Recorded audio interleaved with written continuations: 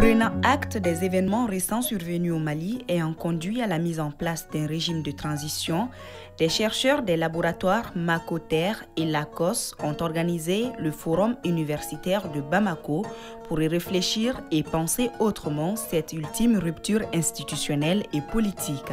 À travers une journée de table ronde, les deux laboratoires ont souhaité mobiliser et mettre en débat des savoirs à la fois historiques, anthropologiques et politiques afin d'accompagner ce moment important et de décrypter la transition en cours. Cette rencontre s'inscrivait dans la continuité des activités scientifiques et universitaires que les deux laboratoires conduisent au Mali. Le laboratoire Macoter, c'est un laboratoire mixte international. Macoter, ça signifie Mali Cohésion Territoire. C'est un laboratoire qui a été mis en place en 2016 suite à un partenariat régi par une convention entre 3 universités. L'Université des Lettres et des Sciences Humaines de Bamako qui nous héberge sur le campus de Kabala, l'Université des Sciences Juridiques et Politiques de Bamako, l'Université des Sciences Sociales et Gestion de Bamako, plus l'Institut de Recherche pour le Développement qui est l'IRD. Voilà, depuis 5 ans, on travaille un peu. La vocation d'un laboratoire, ça il faut le dire, c'est vraiment pour faire la recherche. Et l'objectif de ce laboratoire-là, c'est vraiment analyser les politiques publiques à travers les questions de développement, de territoire, de conflictualité. On est dans une dynamique conflictuelle qui fait que les chercheurs doivent se poser la question et essayer d'apporter des savoirs nouveaux par rapport à tout ce qui se passe, à cette problématique de conflit, de conflictualité au Mali. La faculté des sciences administratives et politiques est la dernière faculté née de l'Université des sciences juridiques et politiques de Bamako. Le Lagos est une partie intégrante du LMI Macoter, c'est 2 partenaires et d'ailleurs même la FSAP se nourrit en termes d'expérience du LMI. Et le LMI Macoter avait déjà cette idée-là d'aller vers un colloque international de Bamako. Et la FSAP était aussi dans une logique d'organiser un séminaire sur la transition politique au Mali. Afin de prendre la mesure de l'actualité et porter la réflexion hors des murs de l'université, cette rencontre a pris place dans un lieu symbolique pour les 60 ans d'indépendance du Mali, le mémorial Modibo Keïta. Le forum a été organisé sur un format inédit. L'idée d'un forum, c'est en réalité, c'est de pouvoir débattre, d'une façon intelligente, d'une façon construite, de confronter des idées, mais je dirais que ce qui diffère par rapport à un séminaire ou un colloque, c'est que précisément, il ne s'agit pas de réfléchir et de penser en universitaire uniquement, mais en intellectuel. Et c'est d'une certaine manière créer un événement intellectuel dont on espère qu'il sera un rendez-vous récurrent autour des questions essentielles qui parcourent aujourd'hui le Mali. Nous avons invité des acteurs politiques, des acteurs de la vie politique, des acteurs de la société civile et des observateurs de la société malienne qui sont avertis à la fois dans les dynamiques de la société, sur le long terme et sur l'actualité, et qui sont aussi avertis quelquefois sur les aspects plus techniques de la transition et de la question de la conflictualité malienne. Les impensés de l'État, évidemment, tout le monde connaît l'État, tout le monde sait finalement comment ça s'appelle l'État. Mais effectivement, dans les langues nationales, ça ne s'appelle pas l'État. Ça s'appelle, notamment en Bambara, ça s'appelle Fanga. Et ce Fanga-là, il porte en lui une histoire, il porte en lui un imaginaire qu'il s'agit de décrypter d'une certaine manière. C'est l'occasion effectivement de poser la question des impensés, de ce qui n'est pas pensé, c'est-à-dire de ce qui n'est pas verbalisé, ce qui n'est pas défini, dans les notions d'État, dans la notion de centralité de l'État, dans la périphérie de l'État, comment l'État central considère et vit la périphérie, mais comment la périphérie se vit aussi du point de vue du centre. Dans une première table ronde animée par l'historienne Bintou Sanankwa, les panélistes ont débattu des différentes conceptions et représentations de l'État malien. Intitulé de Ségou à Bamako, prendre et comprendre l'État au Mali, le panel a permis de mettre en exergue la notion de Fanga et d'interroger sa modernité pour le Mali contemporain. Si la notion de Mali Fanga a été choisie et mise en place par la Première République pour désigner l'État, c'est avant tout parce que pour la majorité des Maliens, qui sont aussi locuteurs du Mandinka et du Bambalanka, c'était le terme disponible pour rendre compte d'un État qui ne se référait pas à une forme monarchique, la Mansaya, et encore moins à une forme islamique. Mais il y avait aussi une autre dimension dans l'expression Malifanga, qui échappait aux observateurs étrangers, mais qui caractérisait pourtant d'emblée la nature de l'État malien. Le fanga, précisément, qui signifie étymologiquement la force, faisant du monopole de la force une sorte d'équivalent au monopole légitime de la violence. Mais qu'est-ce donc que ce fanga dont la plasticité permettrait de rendre compte aussi bien de la dictature que de la démocratie? Et est-ce d'ailleurs de la plasticité ou l'absence de concept alternatif? Étymologiquement, je l'ai souligné tout à l'heure, fanga signifie la force, la puissance, l'efficacité, mais aussi le règne, l'autorité, le pouvoir, voire sur un plan plus contemporain, l'administration, les pouvoirs publics. Inventé au milieu du XVIIIe siècle dans la région actuelle de Ségou, le fanga apparaît comme une forme de pouvoir d'État en rupture avec le modèle qui prévalait dans le Mali médiéval et qui s'effondre à la même époque. Je voudrais juste conclure, si j'ai le temps, sur les liens symboliques, mais aussi historiques et politiques entre le Ségou fanga et le Mali fanga, et proposer, bien sûr, quelques pistes quant à la modernité du fanga ou sa modernisation. Le premier point que je soulignerai, c'est peut-être que le renversement d'un fangama, le détenteur du fanga, et son remplacement par un autre ne résout rien en soi lorsque l'État est en crise. En tout cas, c'est ce que nous montre la fin du royaume de Ségou, qui s'abîme devant les troupes d'Ala Djouma. La chute était irréversible parce que le désordre était général et parce que l'État ne pouvait tenir un territoire devenu trop vaste pour y exercer la force et la peur de celle-ci. Mais c'est aussi ce que nous montrent de façon plus proche les coups d'État successifs de 68, 91, 2012, tous orchestrés par ceux qu'on pourrait appeler les héritiers contemporains des Tondions, qui, à Ségou, chassaient périodiquement le fama pour le remplacer par l'un des leurs. Le régime change, le président change, la République change, mais la logique du fanga demeure. Parce qu'en tant qu'État-force, il ne peut ni ne sait prendre en charge le peuple et ses aspirations. Le fanga gouverne, mais ne connaît pas la gouvernance. Le fanga est l'État, mais il ne connaît pas la démocratie. Toutes les constructions politiques que Ségou a réussies sur la rive gauche ont été des constructions éphémères. Voilà. C'est le mot-clé que je retiendrai ici, c'est le mot chefferie. C'est-à-dire que si vous passez sur la rive gauche jusqu'au Karta et peut-être jusqu'à Kaï, en fait, sous le Ségou fanga, vous avez affaire à des chefferies. Des chefferies dirigées par des formations lignagères, mais aussi par des guerriers de Ségou, c'est-à-dire des gens qui étaient devenus des guerriers dans les troupes de l'État. Lorsqu'il y avait des levées de bancs ségoviennes, il y avait des guerriers qui convergeaient à Ségou. Et parmi ces guerriers, il y a des gens qui ont réussi à devenir des hommes politiques, c'est-à-dire qui ont créé des chefferies. La périphérie ne fait pas partie de l'État de Ségou. Ségou, c'est Ségou et les gens de Ségou, Ségou-Kaou. On ne peut pas, lorsqu'on est du Bélédougou, par exemple, devenir membre de l'État de Ségou.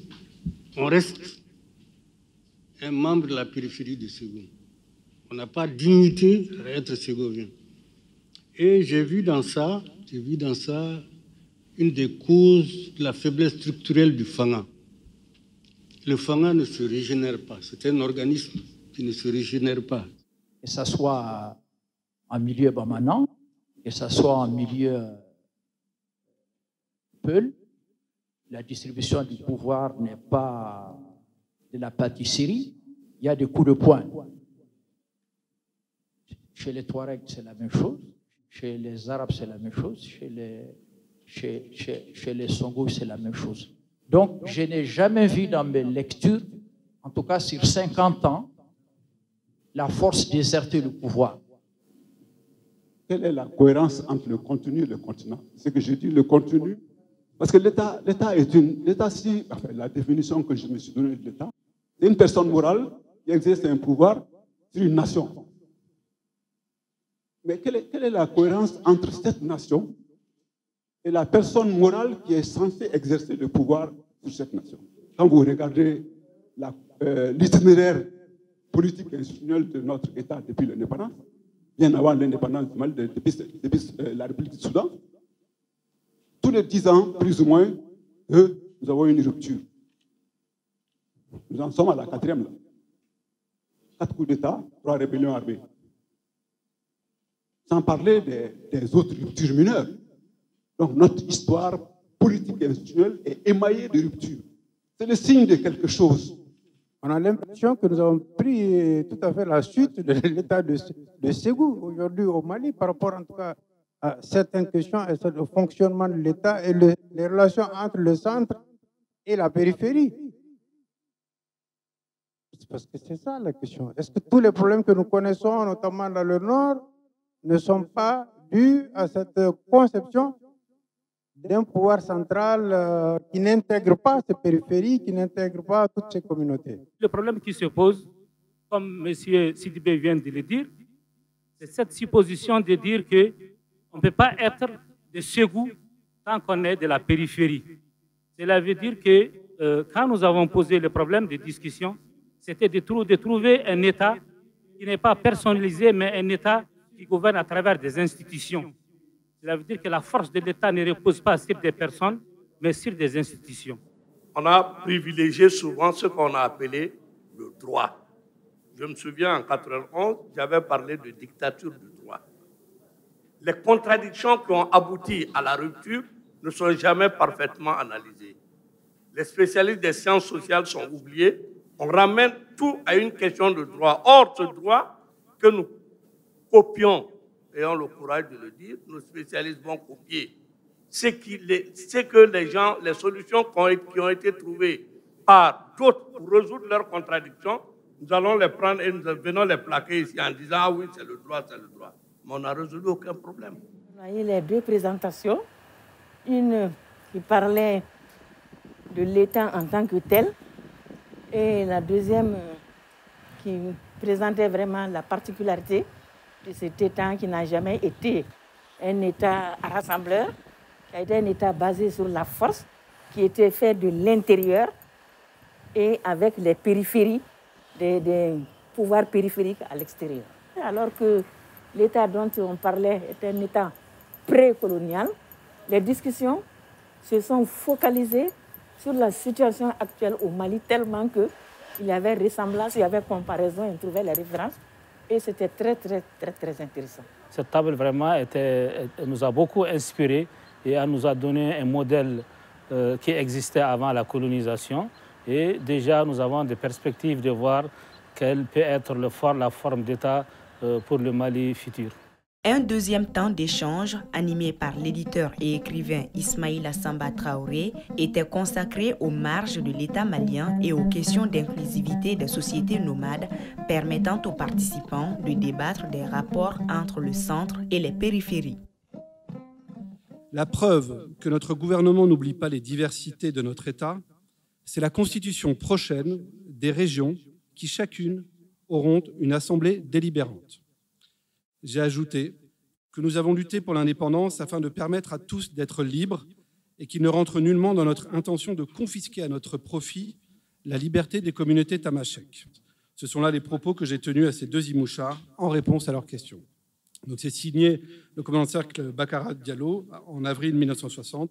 Donc 60 ans plus tard, il semble que les mêmes questions, les mêmes inquiétudes demeurent. Elles sont devenues même des problématiques qui nous poussent à la réflexion. L'application de l'accord d'Alger ne bloque-t-il pas aujourd'hui encore, entre autres choses, sur le statut des assemblées régionales et sur le mode de désignation des présidents de région? Pourquoi ce destin collectif entre l'État malien et la diversité des peuplades, pour reprendre les termes de Bakara Diallo, demeure, 60 ans après, largement inachevé? On peut même dire qu'en de nombreux endroits du pays, la défiance et les rapports d'hostilité et de violence n'ont jamais été aussi forts. En ce sens, la proposition séparatiste de l'Azawad, qui selon moi était l'édification d'un petit Mali au sein du Mali, était, me semble-t-il, un retour en arrière, justement, par rapport à ces considérations. Un projet politique qui ne correspond absolument pas avec les pratiques des premiers intéressés, ces pasteurs nomades, au sens générique ici, qui, eux, produisent des espaces réticulaires, fondés sur la gestion des réseaux, donc vers un monde ouvert.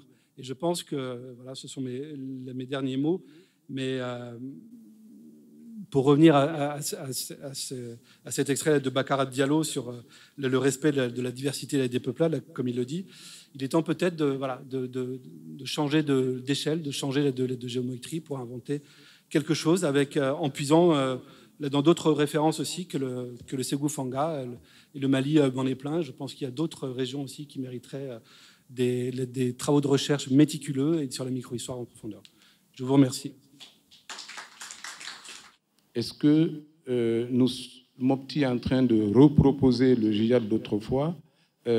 Oui, c'est important, extrêmement important que nous nous posions cette question, tout autant qu'il est important de voir si le Massina est vraiment le centre du pays, parce que quand on parle du centre du pays à des populations qui ne connaissent pas le concept, ils disent mais c'est où?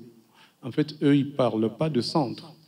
Ils parlent d'une région qui est un continuum historique, culturel unique. On n'est plus dans l'hypothèse d'avant où le djihad était vraiment une aventure Peul. Et c'est vrai qu'il a été pendant quelque temps une aventure Peul et qu'il s'est nourri effectivement du discours suprémaciste Peul qui existe dans la région, qu'on le veuille ou non, par rapport aux autres ethnies. Les djihadistes, ils sont progressivement devenus les sauveurs qui n'auraient aucun problème avec les locaux et leurs ennemis, car leur ennemi, c'est l'État et les forces occidentales. Et ce discours passe bien.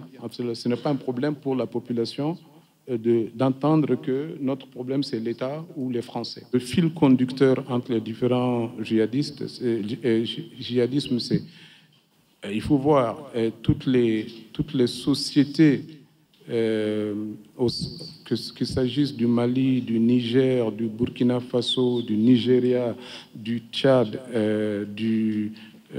du Cameroun et de la Centrafrique, c'est quand même, il y a un dénominateur commun, il s'agit de sociétés pastorales.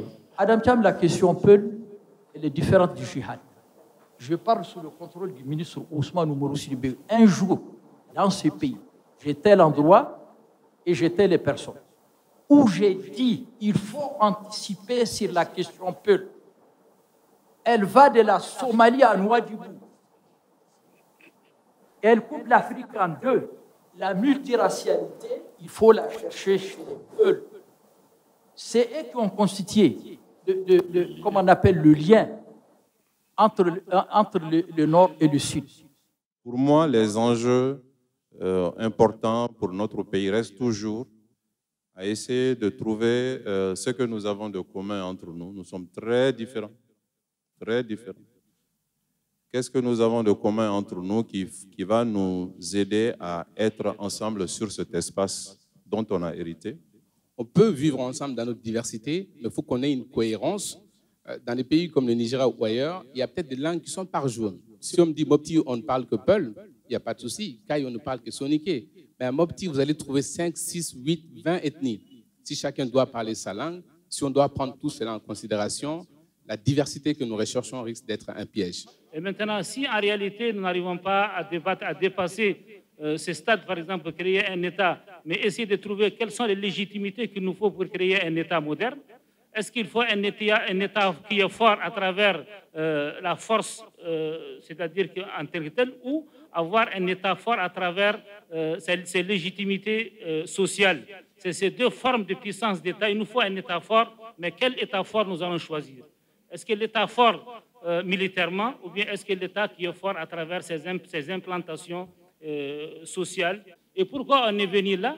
C'est parce que tout simplement notre opposition à l'État, il nous fallait trouver une construction politique pour nous opposer à l'État du Mali. Donc on a créé l'État de l'Azawad.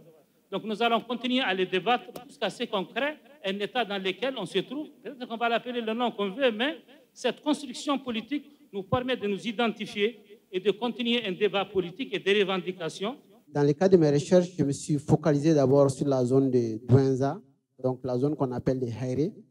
Et j'ai compris que ces gens-là n'avaient pas de grands liens avec la Dina de Sékou Amadou. Et leurs ancêtres à l'époque étaient pratiquement tous des païens.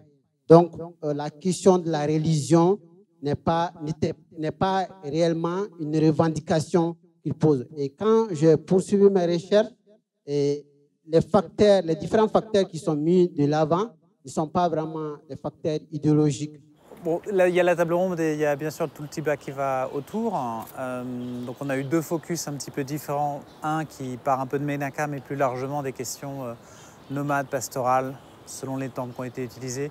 Et puis on a eu un focus complètement différent et quelque part aussi, lui aussi très d'actualité, sur le centre Mali, sur l'évolution, la mobilisation de cette autre guerre qui a commencé à partir de 2015.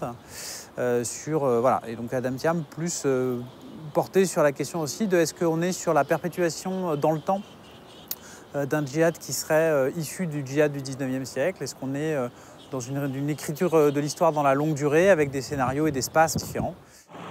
Le premier thème, aussi bien que le deuxième thème, interroge la nature, le type d'État que nous sommes en train de construire au Mali, que nous avons entre les mains aujourd'hui, qui montre une série de limites, une série de défaillances qui a besoin d'être refondée.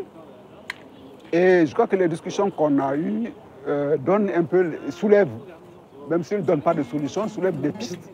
Le président de la commission Vérité, Justice et Réconciliation, Ousmane Oumarou Sidibé, a animé le dernier panel consacré aux logiques transitionnelles et de production de l'État au Mali, ainsi qu'au rôle des acteurs extérieurs dans le processus de transition. Alors, si on regarde ce qui se passe dans le monde de façon générale, malgré les difficultés qu'il peut y avoir autour du concept de démocratie, un certain nombre de principes semblent caractériser effectivement la démocratie qui se résume entre autres au principe de pluralisme politique. Les coups d'État ou encore les ruptures de la démocratie telles que c'est passé en 1960 ou en 1980, le milieu, l'environnement international, n'est-ce pas, devient un nouveau facteur à intégrer. Et c'est peut-être ce qui explique l'intervention de la communauté internationale à travers la CEDEAO dans la crise politique que le Mali a connue récemment, et qu'on se rend compte que la CEDEAO, de plus en plus, se positionne comme étant une institution faiseur de démocratie. Mais moi, je pense qu'au niveau des ambassades, ils essayent de mieux faire. Parce que pour concevoir un programme, il y a tout un processus de réflexion.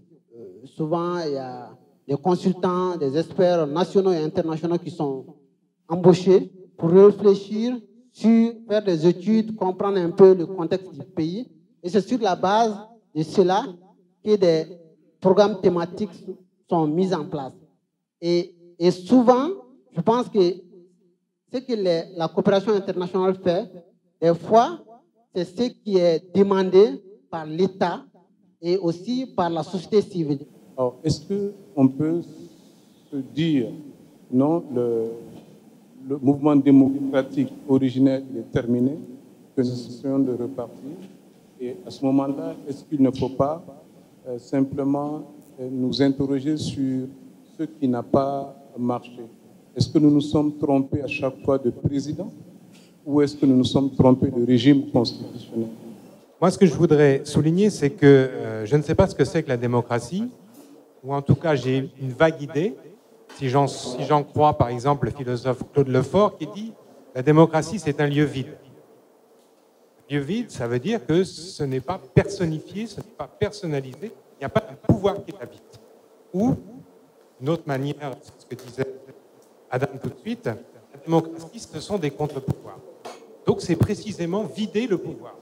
Ou en tout cas, faire en sorte que s'il est occupé, ce soit temporaire. Pour moi, ça me paraît être une définition minimale de la démocratie qui permet de réfléchir aussi sur le langage précisément qu'on utilise ici. L'université a été fortement évoquée ce matin comme tout à l'heure, mais il faudrait que vous sachiez que une université comme l'Université des sciences sociales et de gestion, que j'ai eu l'honneur et le privilège de diriger, n'avait pas, quand j'arrivais aux affaires, un seul budget de la recherche. Aucun. j'ai dû faire un plaidoyer extraordinaire. Le directeur du budget est resté sourd à mon plaidoyer. Ce sont ses collaborateurs qui lui ont dit, bon, vraiment, directeur, on ne peut pas laisser celui-là.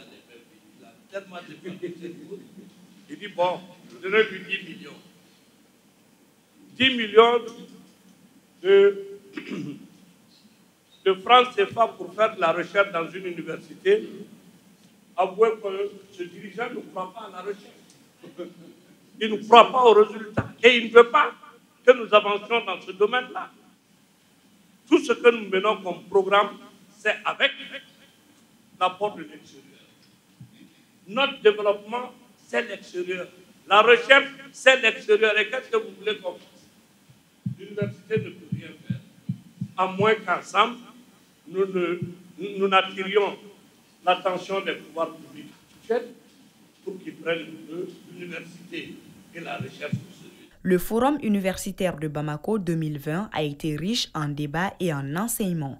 Les 3 tables rondes et les moments d'échange entre les participants ont démontré l'étendue du rôle de l'université et l'utilité des sciences sociales pour favoriser un débat ni académique, ni politique, ni polémique, mais véritablement intellectuel sur la transition politique en cours dans le pays. L'université est dans son rôle en sortant de l'université pour mettre en présence des politiques, de la société civile, d'autres composants de la société qui ne sont pas les universitaires. Donc, quelque part, la réflexion articulée par l'université, par les universitaires, n'a de portée que si elle est en lien avec ces différentes catégories. Vous savez, moi j'ai écrit il y a une année que la crise malienne est d'abord et avant tout une crise de la pensée. Et quand une société est en conflit avec elle-même, quand un État se pose des questions sur son existence, et quand les rapports entre cette société et l'État qui est censé la servir sont complexes et conflictuels, je pense que les sciences sociales de manière générale et les acteurs des sciences sociales ont du boulot. C'est à ce boulot qu'on doit les convier et cette initiative est vraiment positive. C'est un forum qui se tient vraiment à un moment opportun, et surtout dans cette période où nous sommes dans un début de transition. Et il était très important pour nous de discuter, de débattre un peu par rapport à l'État, quelle est la forme d'État et quelle est la forme de refondation de l'État qu'il faut pour le pays. On a aussi parlé, n'est-ce pas, de l'État du Mali. C'est les impensés, quoi. On a parlé des impensés dans le cadre de la transition malienne, toujours dans le but d'améliorer la pratique démocratique dans cette transition.